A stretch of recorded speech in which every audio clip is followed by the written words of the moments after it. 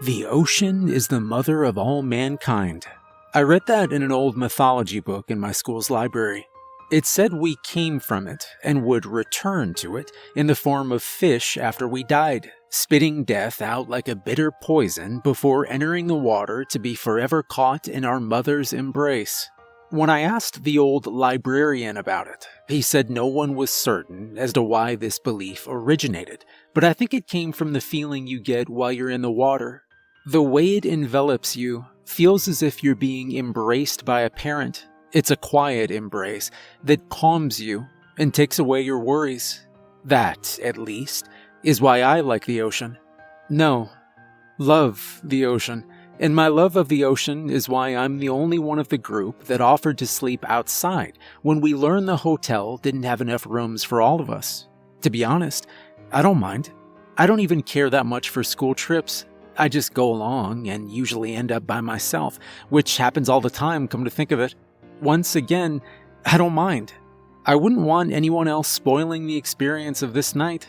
A gentle breeze is blowing in from the sea and brushing against the grass further up the beach, creating a soft rustling sound. Aside from that, the only other noise to reach my ears comes from the lapping waves and my breathing. I stare up at the bunched clusters of stars, uneasy. Usually the steady sound of waves puts me to sleep right away, or at least within a few minutes. But I've been laying here for hours without even the slightest feeling of drowsiness, thanks to an unsettling fear that hides in the corners of my awareness. I roll over, watching the grass bobbing in the wind. Further beyond it is the small hotel, its porch light illuminating the darkness. The wife of the hotel owner probably turned it on for me. She seems like the kind of person who would do that. But now I have my back to the water. That shouldn't be a problem, though. It's just water. I'm guessing the chances of something crawling out of it to drag me to my death isn't high. But it feels like I just turned my back on a crouching predator. Like I just invited it to come and get me. Why am I afraid? What am I afraid of? I roll back over to confront the imagined threat. Predictably, nothing has changed. The water is the same water as before, broken by the same waves and exhaling the same salty breeze. But I still feel the unease. I've learned that the only thing that can put me at ease when I'm this stressed is to go for a swim. I need to feel that comforting embrace to remind me that everything is still all right. After all, I'm probably just restless because I can't wait to get in the water. True, teacher did say that we were supposed to wait until tomorrow to do any swimming, but there's not much difference between swimming one day as opposed to another unless some natural disaster occurs or the water freezes. I tear away the sheet that's on top of me and hop up, the foam pad I've been lying on rolling up into a loose tube. I find a rock laying nearby and use it to hold the pad down in case it decides to see the world for itself and roll away with the breeze while I'm gone. Sneaking across the sand, I take care to stay out of the light shining from the porch in case anyone's awake and looking outside. I'm already in my swim trunks with my torso bare to the wind and evidently sand. The only things I need now are my snorkel and goggles. Teacher had us all put any swimming gear we brought with us into a shed to the side of the hotel, which I'm hoping isn't locked. I'd like to think that we're far enough from any big town for anyone to worry about robbery, but the hotel owner could be cautious and keep it locked anyway. I pause in front of the shed door, making sure nobody is going to catch me. Nothing stirs in the darkness. The porch light remains unbroken. I reach over and try the handle. It's not locked. Perfect. Pushing the door open, I navigate to where I think my snorkel and goggles are, based on my memory of where I put them. Please don't knock anything over. Aha! There they are. I slip back out of the shed, doing my best to close the door as silently as I'd opened it. Now liberated from the fear that I'll be caught swiping my gear from the shed, I trot down to the beach, slipping my goggles over my face as I go. They fit snugly, pinching my nose, but I tighten them for good measure before hooking my snorkel to the goggle straps and biting down on the mouthpiece. By now, I'm already shin deep in the cool water. I continue to wade out until the water is above my waist before turning on the small waterproof flashlight attached to my swimming trunks and submerging. The water's a little colder than I thought it would be, now that all of me is beneath it, but it's not unbearable. I give a few kicks, sending me soaring effortlessly over the seabed. A few crabs scuttle away from the flashlight's beam, but otherwise I'm completely alone. The embrace of the water, true to my expectations, calms me down. I stop kicking and float for a moment, my snorkel poking above the ocean's surface. I'm facing the open sea, which means the kelp forest the hotel owner told us about is to my right, and to my left the beach extends without any notable features. I don't want to get caught in kelp or get lost on a seemingly endless stretch of beach, so I decide to head a little further into the open water before heading back. It shouldn't be a problem, as long as I don't go too far and encounter a current that pulls me out to sea. After a few more kicks, my flashlight suddenly fails to illuminate the sand beneath me. I run my hand in front of it, ensuring it's still on. Its glare catches my hand, temporarily blinding me with a sudden brightness. If the flashlight's still on, but not catching the seabed in its beam, I must have swam over a drop-off. Swiveling around, I manage to illuminate the edge of the drop with the flashlight, a massive rocky crag jutting out into the sea. I look back down. Nothing but ink-black darkness meets my eye. But I can hear something. The source of the sound is too far away for me to hear it clearly, but that only heightens my curiosity, taking control from my better judgment. I take a deep breath, fix my snorkel's cap over the end of the tube that still stands above the waves, and dive. After descending a short distance, I stop and listen. There it is, much clearer this time. I've heard the sounds of fish, shrimp, and even a few dolphins during past snorkeling expeditions, but this sounds like none of those. I dive deeper to get a better idea of what I'm hearing. It's still there. I raise one eyebrow, my heart seeming to stop in my chest as I listen. The best comparison I can draw to describe these sounds is like the babbling of infants with the voices of adults. Several of the voices are baritone, while others sound more feminine, all vocalizing in tandem, as if a conversation is taking place. Those aren't the sounds of any sea creature I've ever heard before. My lungs begin to burn as my body signals its need for more oxygen, but I'll swim a little farther down to see if I can catch a glimpse of these speakers. As soon as I begin to descend again, the voices go quiet. I stop, my heart pounding alongside my lungs. Did they see me and get spooked? Were they that close? I shine the flashlight around. A small school of fish darts away to my right, but otherwise I don't see anything else, which doesn't reduce the panic growing inside me. If the speakers were that close, they could be watching me right now. Are they afraid of me? Do they see me as a threat? Are they waiting for me to turn my back on them? No, I can't think like that. Aquatic creatures can sound strange sometimes. Why can't there be something that sounds like a person? Dolphins can sound very similar to humans when they talk. No, that can't be it. Those were voices. No creature can possibly replicate human speech that accurately, even as unintelligible as the words were. Finally giving in to my need for air, I ascend as quickly as I dare, watching the depths below for any sign of the speakers or any other possible danger. None show themselves. I remove the cap from the end of my snorkel as it breaks through the surface. Taking deep breaths through the small mouthpiece, I continue to watch below me. Still nothing. What made those sounds? I swim to shore as quickly as possible. Those voices were there, I'm sure of it.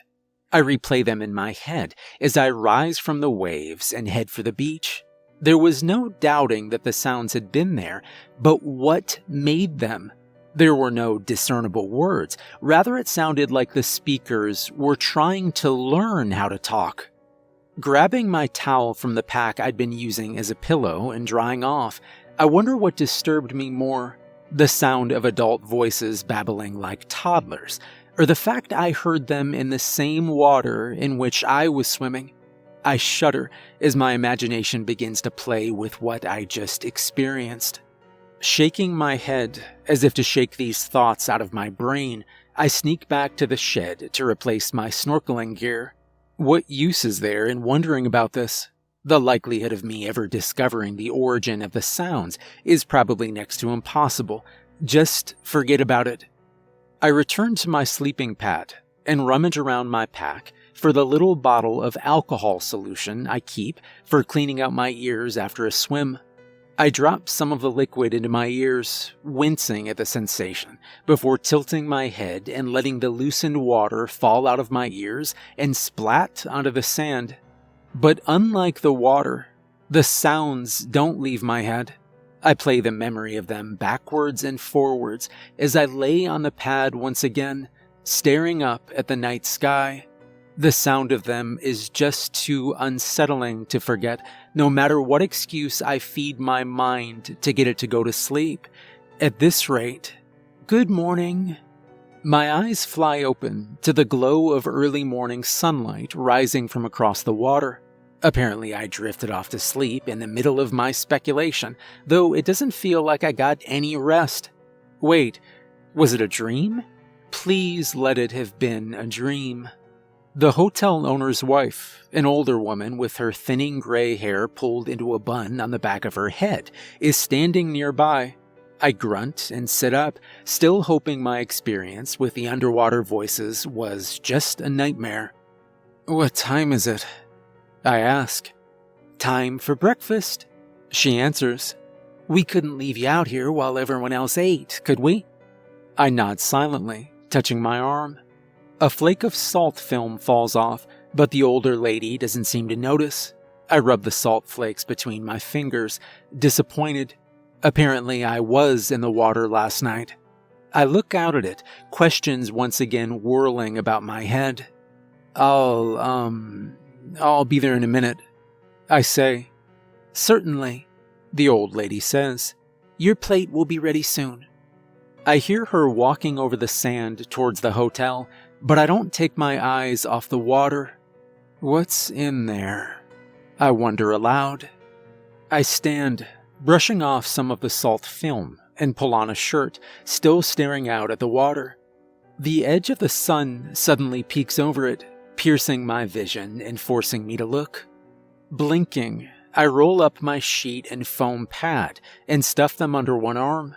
Slinging my pack over my other shoulder, I head for the hotel, stepping into my shoes as I go.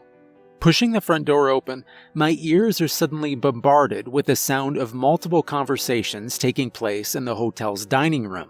All of them made up by the familiar voices of my classmates, and, thankfully, intelligible words. It's comforting to hear coherence after last night's incident. "Good morning." I turn to see Teacher standing behind me. He nods at my salt-encrusted arms. "Looks like you were too close to the ocean." I hesitate for a moment, glancing at my arms. "Yeah, I feel kind of crusty." "You should have accepted the owner's offer of the lobby couch," he says. "Go rinse off out back before coming to the table." I nod again. "Yes, sir." Nodding with apparent satisfaction, he strides towards the dining room, one hand clasped in the small of his back. I head for the hoses behind the hotel. What's the point of rinsing the salt off? I'm just going to go into the water again this afternoon. Yet, I still find myself twisting a nozzle, prompting a thin stream of salt-free rainwater to flow through the hose from a rain catch on the roof above me. Rinsing the salt off my arms and legs, I glance up towards the beach. Considering what happened last night, I might not go swimming again. That decision didn't last long.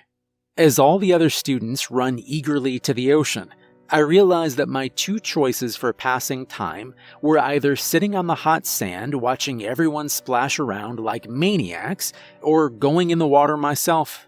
Predictably, I decide to go snorkeling again. I leave my goggles up on my forehead as I once again wade into the surf.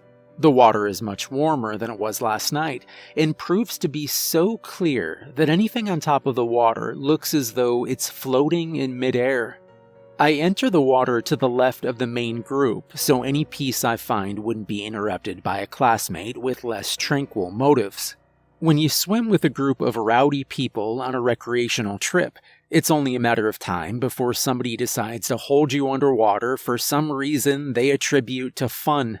It's thanks to this that I only swim with other people in recent years when I'm with the school's swimming club or a scuba team. At least they want to be in the water for the sake of being in the water. Pulling my goggles down over my face, I submerge myself. Sunlight, distorted by the water above, forms into strange patterns on the seabed. The illumination it provides lets me see for a significant distance, giving me a much better look at my surroundings than I had last night. Save for a couple of sand crabs and fish, nothing but the flat seabed extends around me. I can see the other students splashing about in the water, but they're far enough from me for them to be shrouded in a haze. I can hear their splashing too, like the rumbling of distant thunder. I shift my gaze back out to the blue expanse in front of me. My curiosity of what I experienced last night rekindled. I set my mind on the one thing I know I have to see. The drop-off. It can't be more than 100 yards ahead of me, so I don't think it'll be too separated from the group. At least, not by my definition. I fix the cap over the end of my snorkel and submerge completely, using the seabed as leverage to propel me forward quickly. Then, I hear one of the other students' thundering splashes, followed by what I can only describe as an underwater scream. My exploration can wait. I turn quickly and propel myself in the direction of the noise. Wait, where did it come from? I raise my head above the water's surface. Sure enough, I can see someone thrashing in the water. I swim towards them as fast as I can. When I arrive, I can see wispy traces of blood in the water. The victim, a girl, has her leg in a vice-like grip and is still yelling. "Hold on," I say, towing her towards the shore. She doesn't resist, nor does she release the grip on her leg, which is probably keeping it from bleeding too much. By the time we're almost to shore, everyone else has finally taken notice of the commotion. Teacher and the old man who owns the hotel run out to the edge of the beach, brow furrowed and that distinctive look adults get when something goes awry. The other students rush out of the water in a panicked mass, apparently fearing that whatever happened to the girl could happen to them as well. I can't say I blame them. "What happened?" the old man asks as I haul the girl onto the beach. "I don't know," I admit, loosening my goggles straps so they hang around my neck. "But she's bleeding pretty bad." The old man calls to his wife, who runs out of the hotel with what looks to be an emergency medical kit, her face draining of color as she glimpses the scene. The girl's yelling has finally subsided into whimpers of pain through clenched teeth.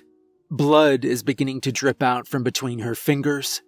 "Here," I say, trying to pry her hand away from her legs. "You need to let go so we can get to it."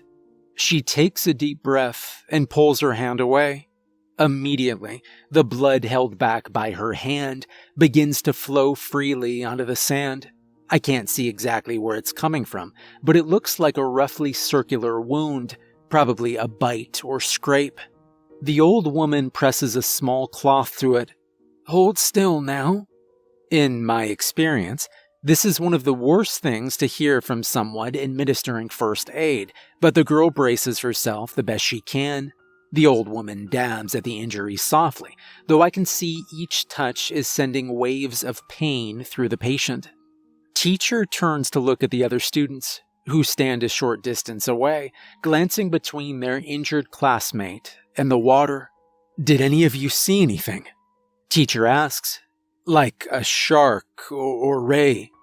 I don't catch their response, too focused on the revealed wound. Beside me, the old man and woman also stare at the injury. "I don't think it was a shark or ray, sir," I say. Teacher turns back, frowning as his gaze meets the injury. Seeing his face, the girl leans up to get a better look at her leg. Her eyes widen as she sees it. It was unmistakably a bite mark, no more than 2.5 inches in diameter, engraved into her left shin. I lean closer to ensure I'm not seeing things, but closer examination only proves my suspicions. The bite mark had been made by teeth that clearly belonged to a human. Teacher whirls around, facing the other students. "Show me your teeth." The students hesitate, confused. A few crane their necks to see past him. Even from behind him, I can see Teacher's muscles tighten in what I'm guessing is a glare. "Now!" All of the students bare their teeth at once. None of them have blood, skin, or residue of any sort clinging to any part of their mouths.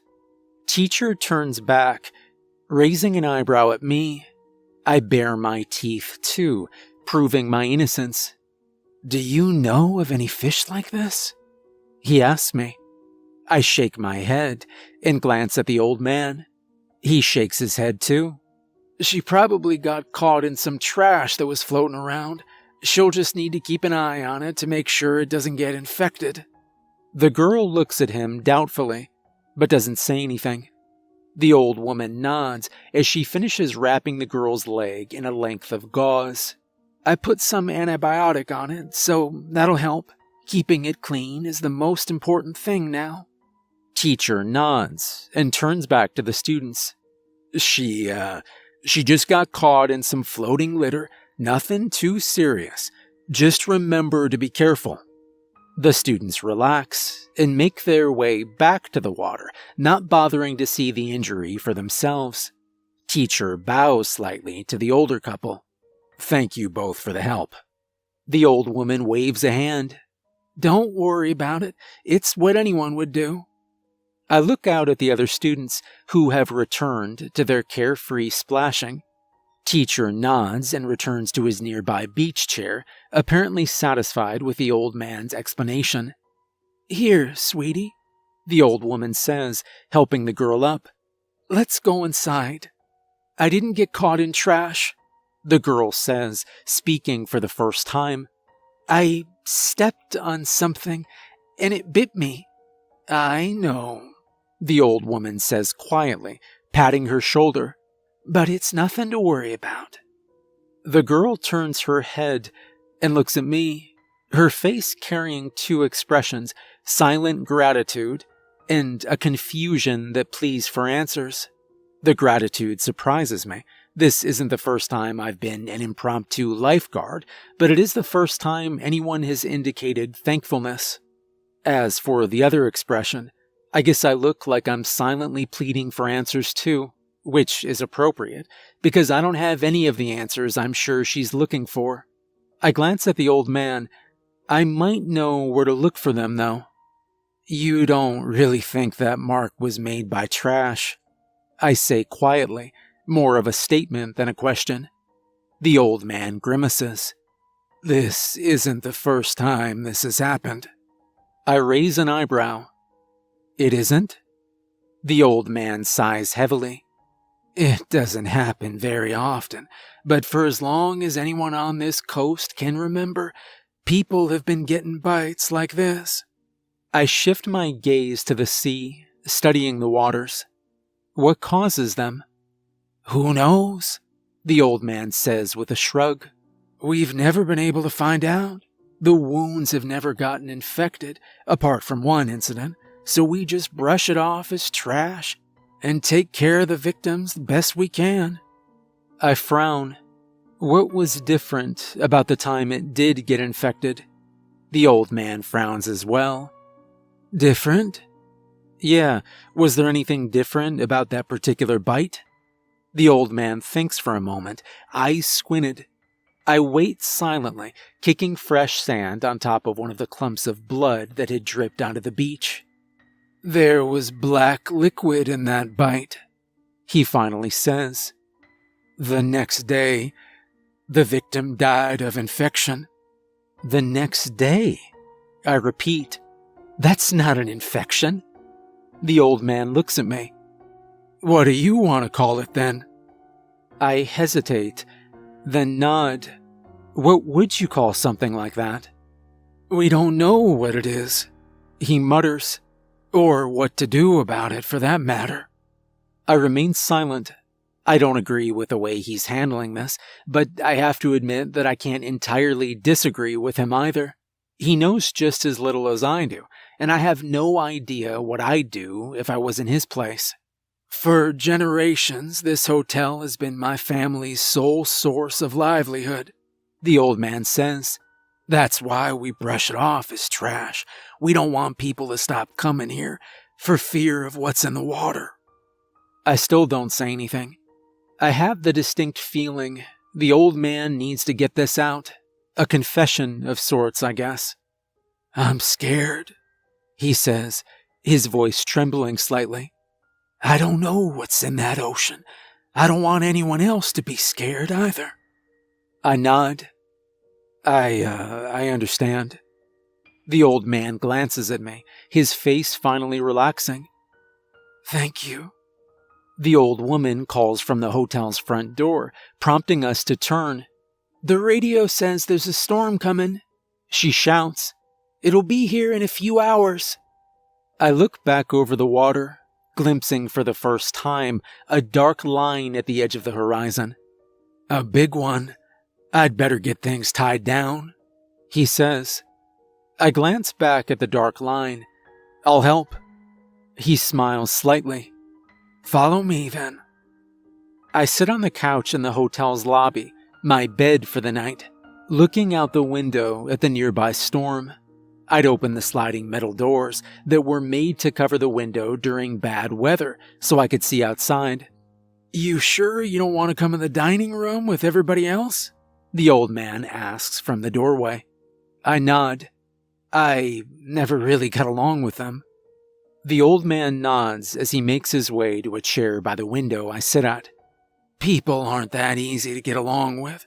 That girl you brought to shore is really grateful, though. I can tell.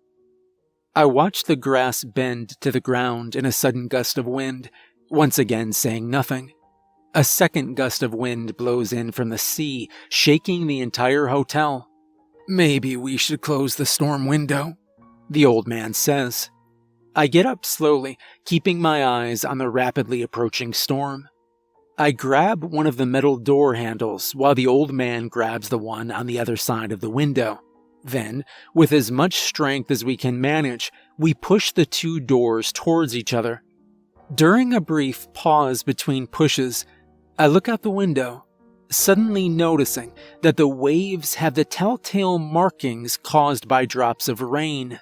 As I watched, the rain visibly raced across the water, making its way to the sand.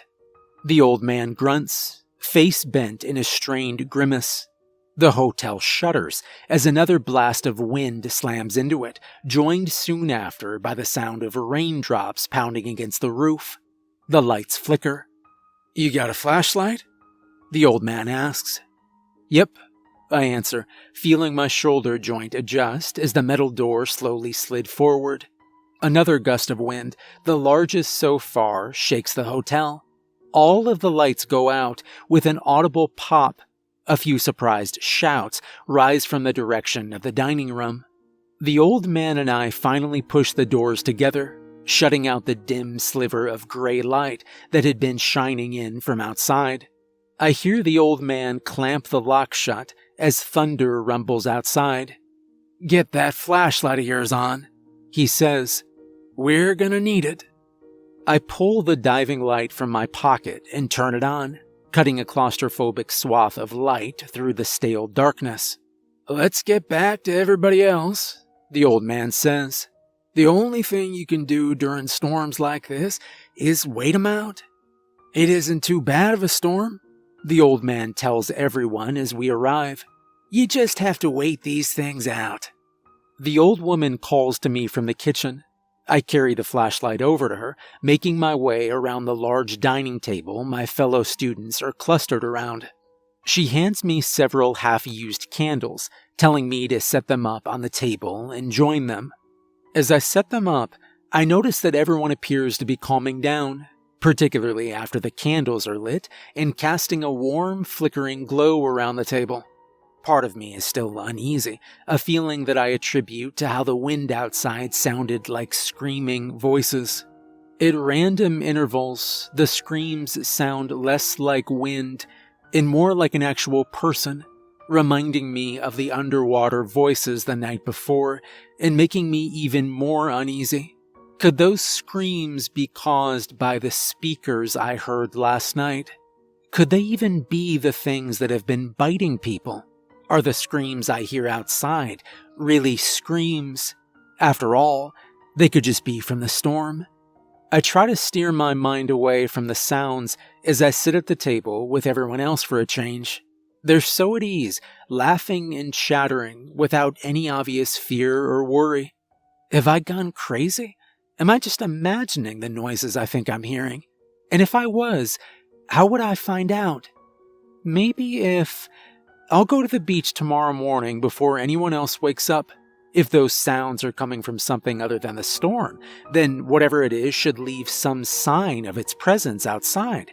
And if I don't find anything, I won't give the sounds or the bites any more thought. If I do find something, well, I guess that will depend on what I'll find. I open one eye, waking to absolute silence. The wind has stopped, no rain audibly falls on the roof, and it doesn't sound like anyone else is awake. The storm window is still closed, but I can tell it's early morning. I get up and make my way to the front door, pulling my swim trunks and a shirt on as I silently creep through the lobby. Sure enough, I can see light beginning to appear on the clear eastern horizon through the front door's window.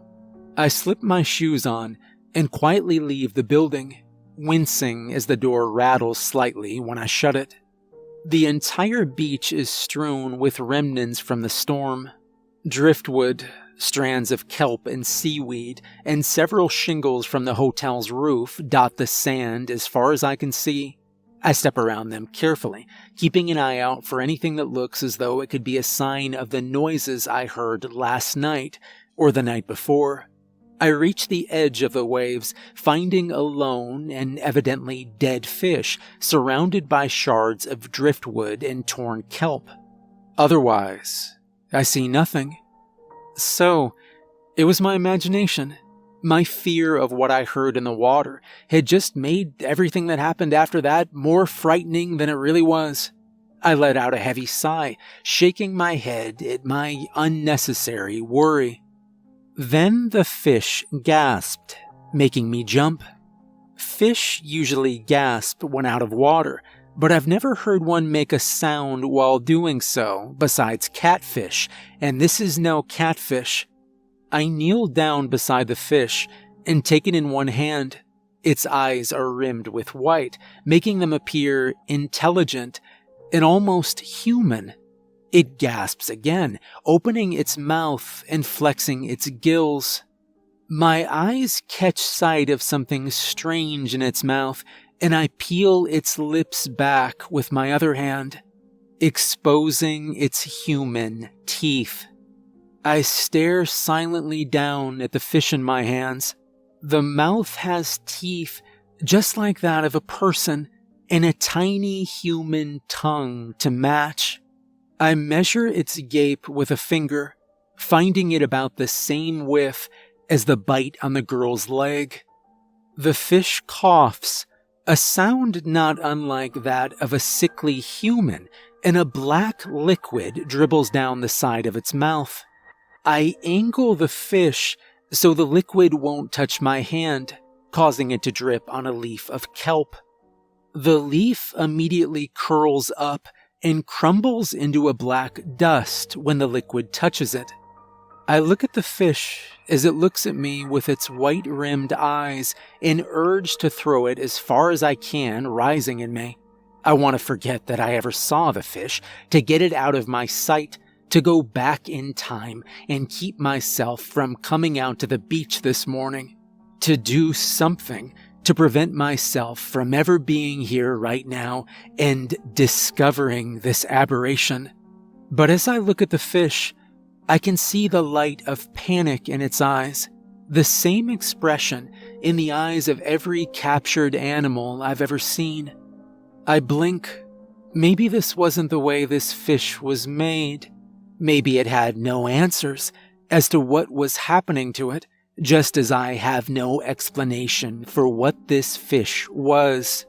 This in mind, I carry the fish to the water and submerge my hand, holding the fish loosely. He belongs in the water, no matter what I think about his unsettling appearance. The fish rests for a moment in the softly rolling waves, then darts out of my hand, a silver streak arcing through the water. I stand, looking out at the ocean. It looks infinite from where I am. It might as well be.